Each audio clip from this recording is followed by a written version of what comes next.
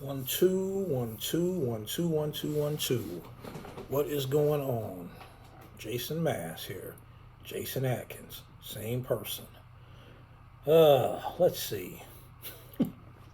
All right. I got a little bit of time down, a little bit of time off. I'm gonna I'm gonna go ahead and do a couple of videos. First video I'm about to do right now is gonna be about the fall of New York City hip hop, East Coast hip hop. Okay, but I'm gonna do it strictly from my point of view, and I understand there are a lot of different perspectives on this, and one really isn't more valid than the other because we're talking about music, we're talking about art, and that's all subjective. I totally understand that. I totally get it, and everybody's gonna have different opinions and different takes depending on different things like their environment, where they came up, just personal experiences, different biases and tastes. So, you know, we'll get all that out the way, and I'll explain. I'll put that out there first before I get off into my take on it. As far as what contributed to the decline of hip hop in New York City. Um, let's see. So I gotta like I said, since it's coming from my perspective, I'll give you a little bit of background about me as it applies to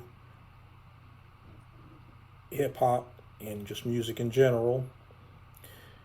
Let's see. Grew up with music, just all types of music because of my father, rest in peace. His record collection, very eclectic. He was all over the place as far as his taste in music. He listened to rock, he listened to jazz, he listened to soul, he listened to some country, he listened to reggae, he listened to soul, just funk. He was in a lot of different directions. So that's kind of where I got my eclecticism from. So that was cool. I was born in '73. First 7, 8 years of my life, I was just listening to his records, listening to his music. Then I got off into new wave music. And shortly after new wave music in about '82, I kind of started listening to a little bit of, rap music at the time. But I did not become obsessed with rap music and hip hop music until about 1986. Then by that time, I would have been 11, 12 years old. Make that 12, 13 years old. When 86, when I started getting off into hip hop. And the hip hop that I was into at the time would have been Public Enemy, Eric B. and Rakim, Boogie Down Productions, Marley Marl, that wave right there. Big Daddy Kane, stuff like that. And yeah, and shortly after that, group from the West Coast, NWA, they hit the scene, and they had this thing called Gangster Rap. This is right along the time, that this is the so-called golden age of hip hop, and NWA came right after that. They released their first bit of music in 1987. It was spring of 1987, Boys in the Hood. So, that's kind of the timeline. And I was a fan, like, of all those acts I just named, stuff like that. And so by default, I listened to that was mainly East Coast music. Now at the time, I also did listen to NWA and Eazy-E, who were from Compton, West Coast artists. But I remember thinking to myself, even at the time, like, okay, I like some of this new thing called gangster rap, but if what they're talking about, in these gangster rap records kind of becomes super big, which it did, it's going to alter the narrative of what hip hop is about adversely in a negative way. And that's what happened. I remember having that thought when I was about 14 or 15 years old. I like this, but if this really catches on and everybody really buys off into this, it's really going to change the entire trajectory of the culture. And I had that thought as a kid, and that's ultimately exactly what happened. And it kind of gradually over time with you know with gangster rap kind of took over all this other stuff that preceded it. It altered the narrative, changed the narrative. And so a lot of the acts, initially that was from the West Coast were primarily gangster rap artists. You didn't get, stuff that wasn't gangster rap till a little bit after, like, hieroglyphics and Souls of Mischief, Dale the Funky Homo Sapien, Far Side, Freestyle Fellowship, and all the LA Underground stuff. This is a little bit after the initial hit of gangster rap. Gangster rap was like kind of in the second half of the 80s. You started getting that wave of stuff that was from the West Coast but wasn't gangster rap. That's the early 90s. So you had a brief period where it was mainly gangster rap that was the representation for West Coast hip hop. And all this ties together in this decline of NYC hip hop, and it's a it's a hell of a story, and a lot of us were there to witness it firsthand. I mean, who lived through watching the changing of the guard, so to speak. And so but it's a whole history there that I want to talk about, and other contributing factors to the decline of New York hip hop. And all this is just from my perspective as a kid from Indianapolis, Indiana. I'm from the Midwest. I'm not a New Yorker. I'm not a Cali dude. I'm from right here in the middle. So I don't have any bias because I'm from either place. I just naturally, for me and my sensibilities, I'm more gravitated towards the East Coast stuff at the time. And, that's still kind of where I'm at. I love all the LA Underground stuff, when it finally hit, and I think with me, for me, gangster rap was really relevant from about 1987 till about 1992. I graduated high school in 1992, so that's about right. By the time I was becoming an adult, I kind of grew up out of that gangster rap shit. I think it initially had a real purpose as far as social commentary, talking about things that people weren't really talking about, and it had a validity to it, like police violence and things that was going on in the hood. An amped up version of what Melly Mel started with the message and the beginning of reality rap. It was like an amped up version of that. And I think initially gangster rap really came from a pure place. It came from a real place. And I don't think nobody really was thinking it was going to blow up the way it did. And once it blew up, I distinctly remember it just started being all these dudes, who was suddenly gangsters, and they talking gangster, walking gangster, everything's gangster. Everybody thugged out. Everybody, was gang banging. And I remember that change happening. And it's like niggas basically just start cussing on record, cussing to a beat, and that soured a whole lot of it to me. And a lot of them West Coast dudes back then, they'd be rapping over Atomic Dog or More Bounce. That was their go-to records. And after so long, me personally, I'm hearing that, I was like, okay, I get it. I get it. You're gonna rap over, More Bounce. Doom, doom, doom, doom, doom, doom. And it's like after a while, it was cool in the beginning, but after a while, I got tired of it. So, gangster rap for me, post Rodney King, post LA rebellions, LA riots, it it lost its flair to me, because after that it really seemed like it really became more of a money grab. So it wore out its relevancy with me personally, even though the masses was all in, all about some gangster rap, and it never really let up. You know, I'm talking 1992.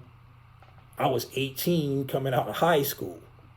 Shit, that's 32 years ago. you know, so yeah, this all ties into the downfall of New York City hip hop. And I would be remiss if I did not bring up New York's fault and part in all this shit. New York, they got dirty hands in this shit too. And I'm speaking of this, remember, as a fan of New York City hip hop. But I'm not going to let that shit go without mentioning New York City's ego and arrogance. And, it's kind of a self-inflicted wound that New York put on itself, by, kind of just trying to shit on everybody that wasn't from New York, that was trying to do rap music, trying to do hip hop music. They shitted on everybody. Anybody, if you wasn't from New York, you was trying to rap, they'd always be like, "Oh, niggas is country, they Bamas, they shitted on the niggas with the Jerry curls and all that," which was, it's just a different sensibility. And and the thing was, when New York did that, they was able to get away with that shit for a few years. But as gangster rap grew, you start getting more of the country behind the gangster rap from the West Coast than the true blue b-boys and hip hop from New York City.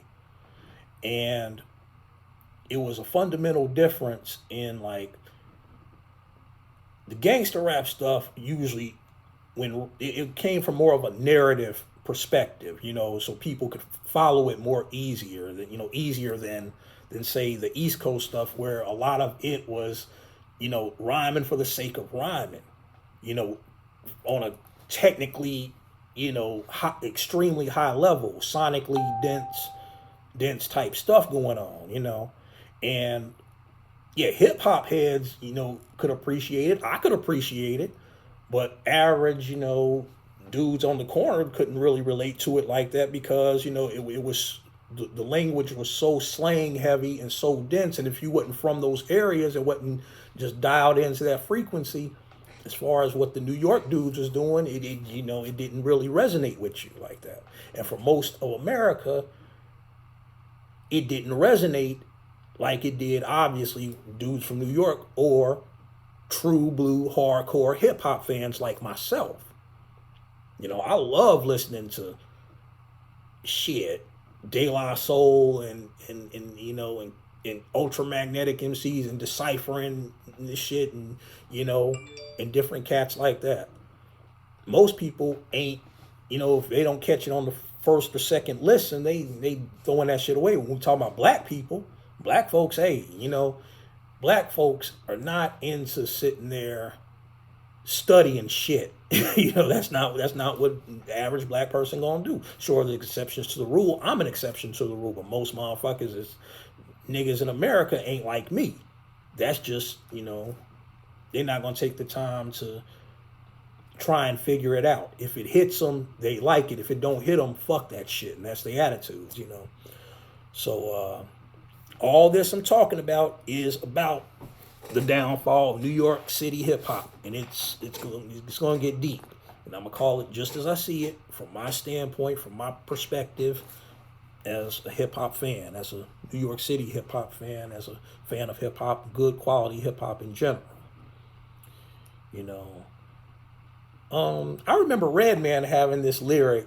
I remember, it's like, I can't remember what song it was, but he said, if you're not from the tri-state area, tri-borough, story settled. I think he said something like that. See, and that was kind of the attitude of New York. If you're not from the tri-borough, story settled. It's like he's basically saying, and I don't think he meant anything very malicious by it, but it was just a lyric. But that in that lyric, it captured the attitude of a lot of New Yorkers. I got friends up in New York, or had friends up in New York years ago, who their attitude was, yo, outside the tri-state area, the rest of America, that's farmland. That's all a wasteland. That's really how they saw it, and that was their perspective. And that shined through on that Redman lyric. I can't remember what song it was on, but it was from around the There Is a Dark Side album, the 94 album, where he said, if you're not from the tri-borough, story settled. Where he's calling out, low-key calling out anybody ain't from NY, Jersey, and like Philly. I think that's the tri-state, right? So there you go. Yeah. And 94, fall of 1994, that was kind of where I noticed it was, it was like the scales were getting tipped as far as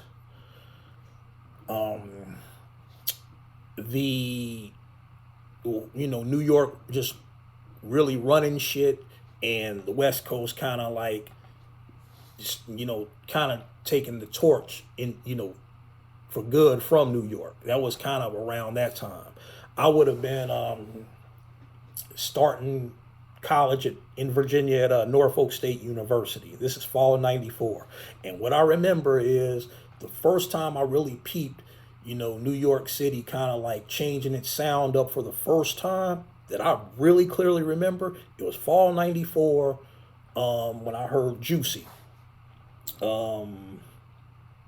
Which is, Notorious B.I.G., Bad Boy, Puffy. That was where it started, where New York started trying to change its sound up.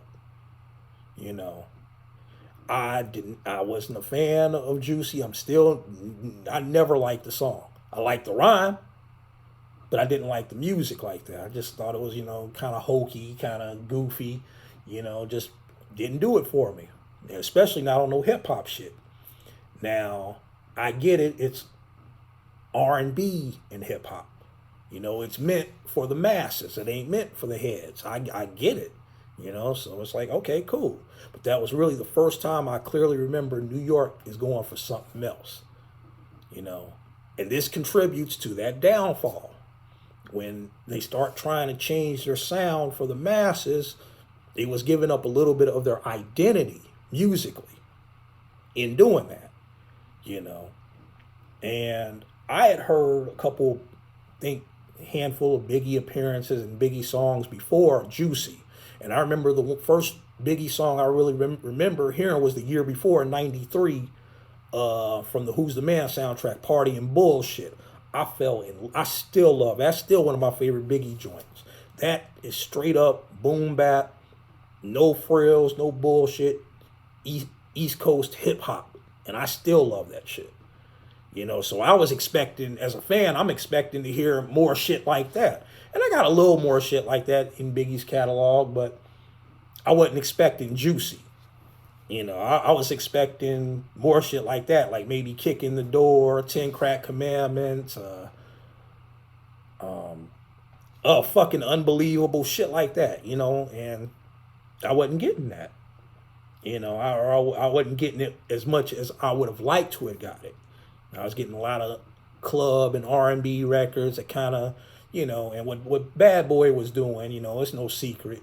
What Puffy was doing was looking at what the West Coast was doing, who was really, who really had next, and started kind of like biting a little bit of their steeds, kind of swagger jacking them a little bit, the West Coast dudes.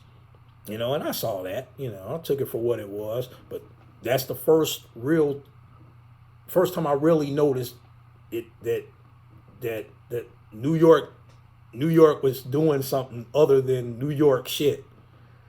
That's the very beginning of New York switching up, to fit into New York, it was always about setting trends and shit, and being trendsetters.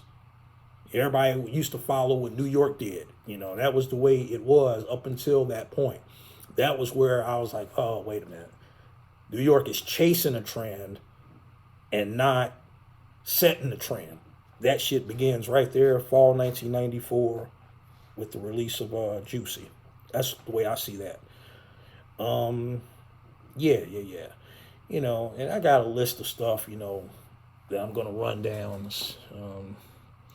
Another big thing was the 95 Source Awards. Okay? Now, this is when the East Coast, West Coast thing was going on, you know. It's real heavy, you know, tension everywhere. And a few motherfuckers had got killed behind that shit, you know. And it was that serious. Motherfuckers was really choosing sides and picking sides on who they was, you know, whose side they rolled with. You know, fans, I mean, was, you know. Y'all, a lot of y'all old enough to remember. Y'all lived through it. You know, shit. Rest in peace, Pac. Rest in peace, Big. You know, and rest in peace, a lot of lesser names that ain't rap niggas, ain't celebrities and shit who got caught up in that shit. But the night of the 95 Source Awards, as a fan of NYC hip hop, love Wu-Tang, Mobb Deep, Boot Camp Click, you know, even though my favorite crew is Native Tongue, I liked all that, you know, the stuff, all that other stuff I just named. But 95 Source Awards, from my perspective as a fan, and I remember I watched it on TV, when it aired on TV, that, and I'll always say this, that was the night where New York got exposed, you know, for the whole world to see. And there ain't no other way to put that shit. New York got exposed. Now, you know, I call it like I see it like I call it. When Suge got up there and said that slick shit about Puffy, you know, y'all know how it went. Anybody want to be a star and don't want the producer being all in the video, dancing, come over to death row? Everybody knew he was talking about Puffy. And this is why I say New York got exposed. Source Awards happened in New York. You got these West Coast dudes, these LA niggas who came over to their crib, you know, and disrespected on that level. And it's not that I wanted to see some violence or I want to see, you know, niggas fighting and somebody maybe really get hurt or worse or fucked up behind that shit. But my line of thinking is this. Mobb Deep, Wu-Tang, Boot Camp Click, and the more harder side of NYC hip hop of that era and of that time, who was in the house at that Source Awards 1995. I love y'all music to death. I love y'all's whole thing, the music, the lyrics, the vocal deliveries, the subject matter. I love it. It's great. Here's my question to y'all, and this has always been my question. Y'all talk all that shit, New York, and y'all didn't go and approach that motherfucker, Suge. I mean, y'all didn't go and approach Suge. Y'all didn't go and approach Death Row in New York. Nobody had shit to say. Huh? No, you know, nobody went and touched that dude. Nobody went to nothing. LA niggas flew to New York, took a shit in New York, and left. And that's what happened. And that was, in my mind, where New York got exposed. This shit don't mean nothing as far as the music or anything like that, other than it kind of changed my perception as a hip hop fan, you know, as far as a lot of this shit is just WWF. It's just niggas talking shit. You know, before that, I thought that niggas was really getting down exactly like they said. And I guess on some level they was, but when it really came down to the get down, you know, hey, niggas disrespected y'all at the crib and niggas didn't jump up and it wasn't no punks jump up to get beat down. It wasn't none of that. You know what I'm saying? So, put my dog in here. Here. My dog's name is Lyric. Okay? Sit down, baby. Yeah. And that was something that always kind of,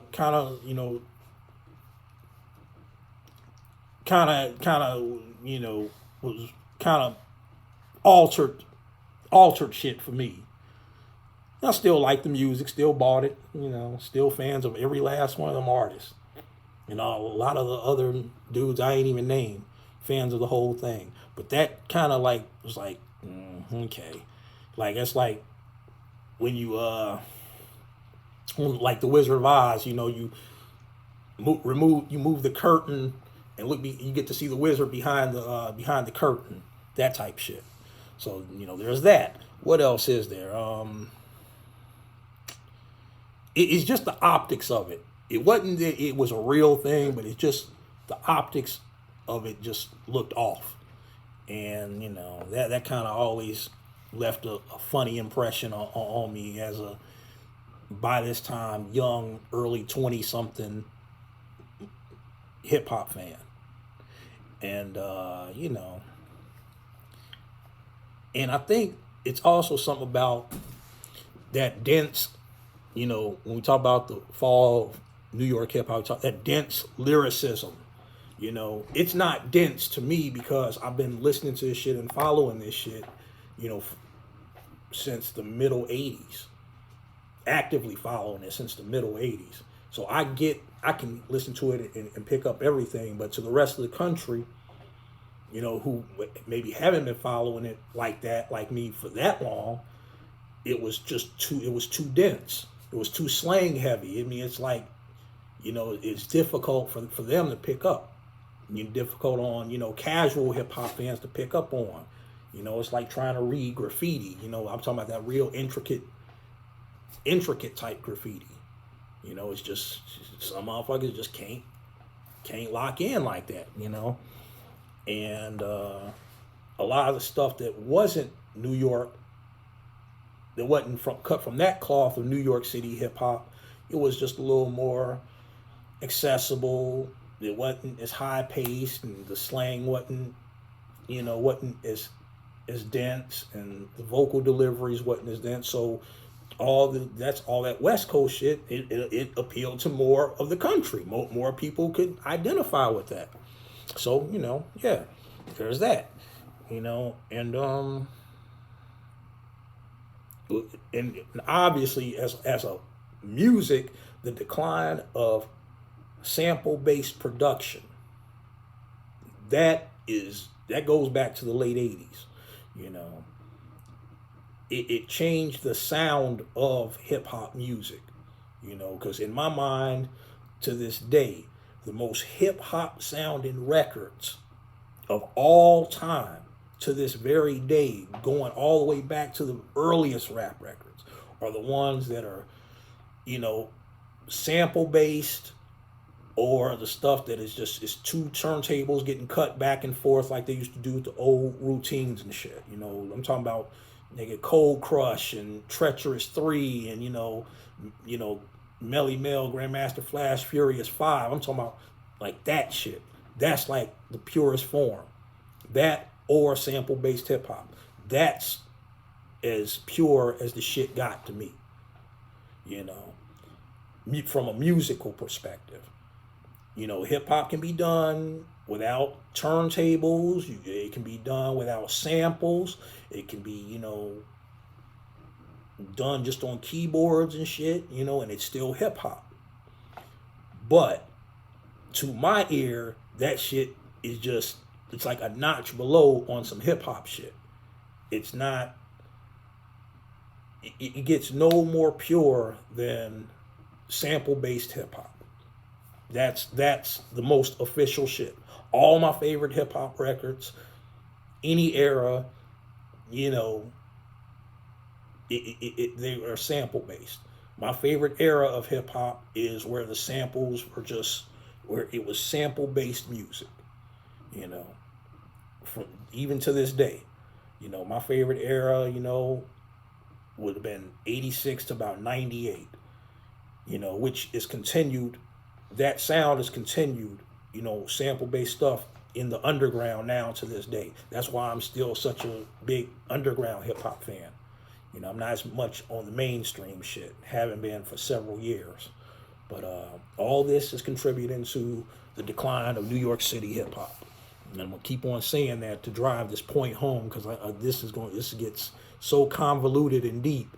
And if you not inside the culture, you ain't going to get this video.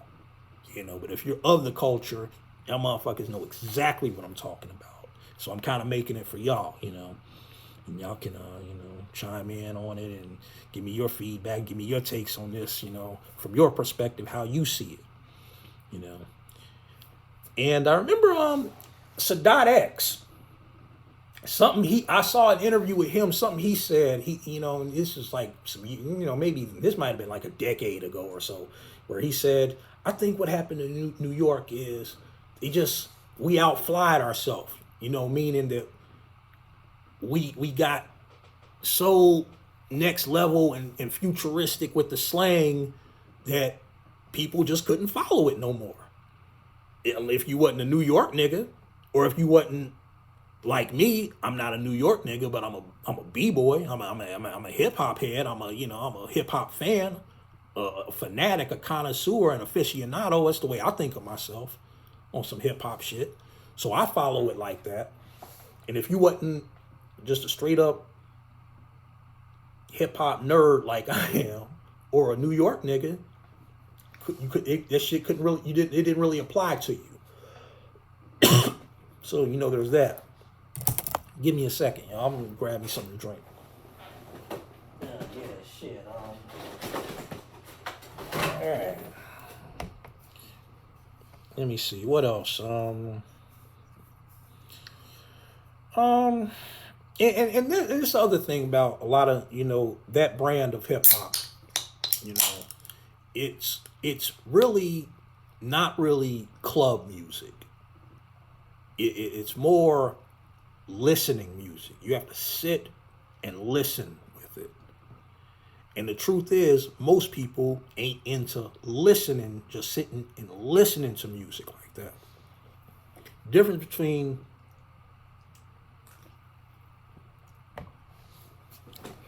listening to music and hearing music. You in the club, that's an environment for hearing music, dancing to it, talking to the chick at the bar, oh yeah, we drinking on such and such, yeah, we partying, that's hearing music. Listening music, you might have on your headphones, you're alone, it's totally different. Two different intentions. And a lot of the New York stuff, from a lyrical perspective, was something you had to listen to, you had to sit with, you kind of had to decipher. So that was another thing that was a blow against New York City hip hop. There was that. And I love listening. That's all I do is listen. I call myself an active listener. And that's one of the reasons why. See, what else I got here? And this was another thing I noticed. Initially, the dudes out west, they rhymed, about the same as New York dudes, except they had accents. They had a certain accent that New York dudes didn't have. And for a few years, everybody was rhyming. It was just still straight rhymes. Cube, he's spitting. Ren was spitters. Those dudes were MCs. Only thing was, they had different subject matter. But somewhere along the line, you started getting this kind of double time vocal delivery. That was something that was more, that wasn't a New York thing. That was, a Southern or Midwest kind of thing. There's always that debate, who started the double time thing. But Bone Thugs, 3-6 Mafia, who did it? I don't know. So there was that. And then you also started getting this thing with the sing-songy vocal deliveries that all the kids doing now. Now, in my mind, and the way I look at hip hop and the hip hop I grew up on, and this shit, to me, I always call that the cop out flow or the gimmick flow. Because when motherfuckers would start doing that shit, we be in ciphers and shit back in the day when I was, rhyming and shit. Motherfuckers would start doing that gimmick flow and shit. We would just laugh at them and just be like, nigga, you ain't no rapper. Go ahead. You ain't no MC. Fuck out of here. We would just, and kind of just fan them on off. Like, yeah, well, whatever. And the truth was that most of the country, people that weren't hardcore B-boys and wasn't from New York, gravitated to that because it was easier to understand, and the melodies and the melodic vocal flow just attracted, those untrained ears quicker. When Snoop Dogg used to do that, like 1, 2, 3 into the 4. It's sweet. It's a sweetness to it that listening to Said G from Ultramagnetic don't have. It's two different principles, two different intentions. One is smooth and you can kind of sway to it. The other one, Said G, that nigga was going for his. Whole different intention. Just two MCs, just two rappers I just thought of, right there. The difference between those two. And then, I've seen people do what happened to New York hip hop and shit, and it always bring up, New York radio, and I'm sure that there's a factor there, but I didn't live in New York, so I can't really speak on what the radio stations were doing other than what I've heard, and they always bring up 50 Cent, and how New York, was so hyper competitive in New York City, between different rappers, and they didn't have any unity. I think that definitely played a factor, but when I think about New York radio and the fall of New York hip hop, I think about one dude on radio, that fucking Ebro Darden. It's just something about that dude. Yeah, I just don't like him. Just don't, from what I've always read about, seen, even though sometimes he'll have a couple of takes, I'm like, yeah, I see his point on that. It's just, he always struck me as, he talks a good game. He talks a good game, but he's one of them dudes, chasing the wave, or trying to be part of the here and now, and he wasn't on no hip hop shit, but niggas, got in the game and was well connected to somebody to get in the game. So there you have it, and I don't know a whole lot about Ebro, I know little things I've seen here and there, but him being a program director up at, was he at Hot 97, I think?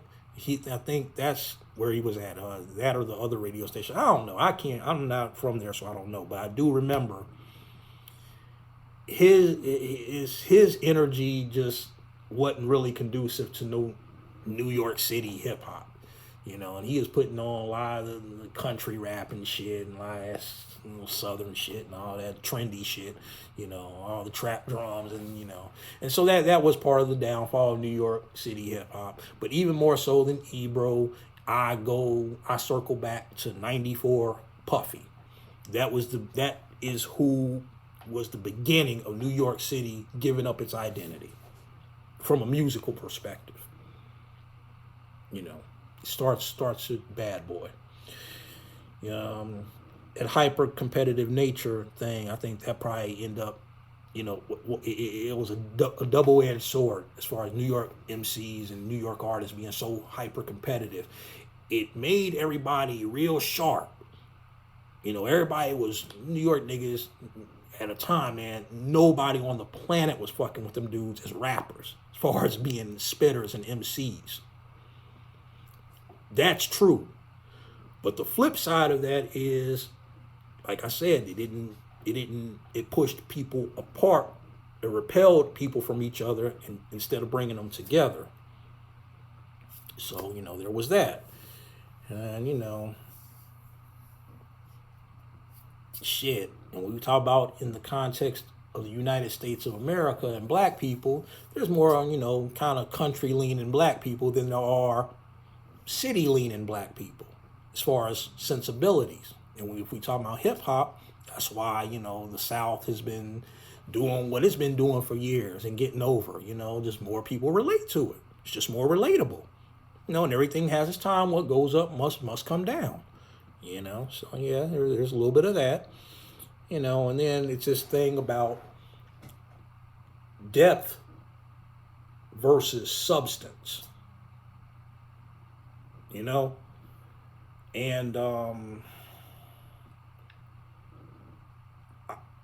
style versus substance kind of debate. Sure, I guess there's substance in Southern rappers. Sure, there is. But I don't think the substance for a lot of them is quite as deep as maybe when you talk about like, who's like the equivalent to like a De La Soul for the South? Is that how can that be even a thing? I don't think that's really a real thing. One might say Outkast, but and for the record, Outkast is the best thing to ever come out of the South, hands down, in my opinion. So but lyrical subject matter, just it was more of a heavy. It had more weight coming from the New York dudes, East Coast dudes, than it did the Cali dudes or the Southern dudes.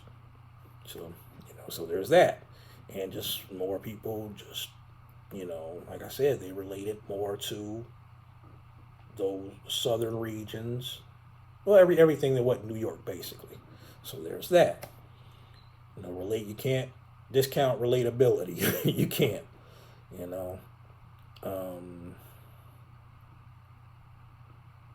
then I got just for the record, I gotta mention Tim Dog, DJ Quick, Pimp C from UGK, and Big Gip. That all those names are in this whole trajectory of the East Coast, West Coast, or the North versus the South in these hip hop wars. I just had to mention that just to get that out there. Mention those names because all them dudes threw shots at each other in different ways and stuff like that. And I can't leave off this video without mentioning the agenda. I remember you always talk about this thing about the about BET.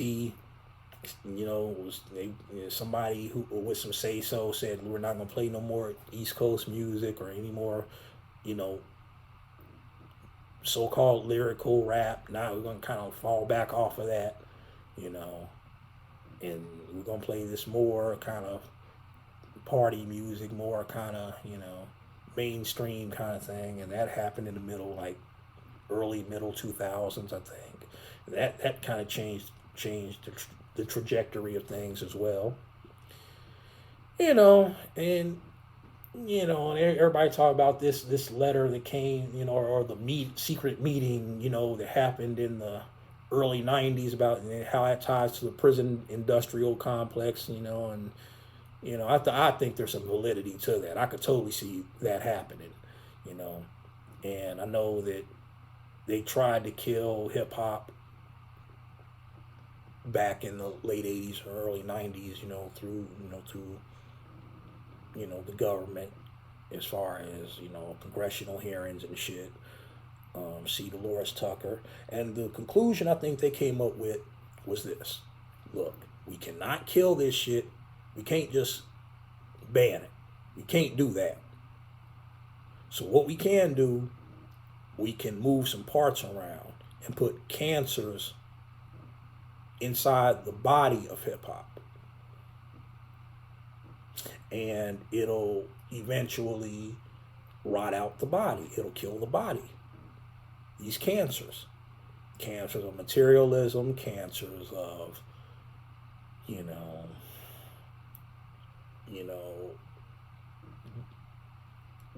gangster shit, thug shit, overly hood shit, ghetto shit, You know, now the females in this era we in now, the ratchet shit, you know, everything, everybody's a stereotype, a cliche, you know, fucking the mainstream rap is a minstrel show now. It is, you know. That's how I see it as a fan. So, you know, I think there was something too. There was definitely an agenda at work, or is an agenda at work. And all this ties back to the decline of not just New York City hip hop, but just hip hop in general. Hip hop that ain't talking about stereotypical subjects. You know, ain't talking about the bullshit. Basically, any artist that's not doing that, don't fall in line with that program, is going to have a way tougher and harder time to make an impact in this era. You know, and I'm so down on it to where, you know, I hope that the hip hop can come out of it and be better on the other side. But there's a big part of me just really feel like this shit, in a lot of ways, maybe ran its course. Sure, hip hop records will still get made, but it's going to end up about like how jazz is, you know, where people still make jazz music, and it is followed by, it's the fans of jazz music. Hip hop will be followed by guys like me, you know. But as far as it being the crown jewel in the center of pop culture, them days is damn near, they slowly coming to an end. I really feel like it's just going to have to morph into something else, and I just hope it morphs, hip hop, I mean, morphs into something else better and more interesting, you know, more intriguing, you know. But I'm not crossing my fingers, or not waiting, believing that's going to happen anytime soon. You know, I could be wrong. I can't see the future. But yeah, those are things I think contributed to the downfall of New York City hip hop. And this is coming from a fan of New York City hip hop. You know, and let me be clear, I love hip hop from everywhere, from anybody. When black folks make it, when white folks make it, when Asian people make it, when Hispanic people make it, when anybody makes it and it's done right, it's to me, one of the most beautiful art forms ever. You know. So I love when Cali dudes do it, the LA Underground dudes, Hyro from Oakland, you know. Always been a fan. Always been a fan of stuff like that. Freestyle Fellowship, and I've heard some dudes in the UK that's nasty, man. I mean, dudes who, you know, motherfuckers is coming from all over the planet. And it's credible, dope shit, you know. But the thing that all those acts have in common, they're all underground. Ain't nothing on the mainstream I'm really just, you know, fucking with like that. To, you know, when Kendrick drops, I pay attention. J. Cole, you know, that's another one. You know, for me personally, Drake is hit and miss, you know. More miss, but I did like that, some of that little, he dropped that EP, the six track joint, and it's like 5 songs there. 5 of the 6 I like. So credit is due. When, you know, when motherfucker do something good, you always, you know, give props. Lost my train of thought. There was something else I was gonna say in there. Oh yeah, and that new kid, JID, Jid. I recently caught his record. He's from Atlanta. That was a damn good record. I was very impressed with it.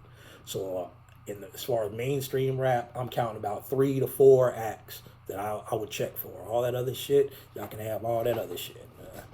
And, you know, people like what they like. I get it, you know. But, yeah. It's basically it. It's just my take. Hit me up, tell me what y'all think. All right? Peace.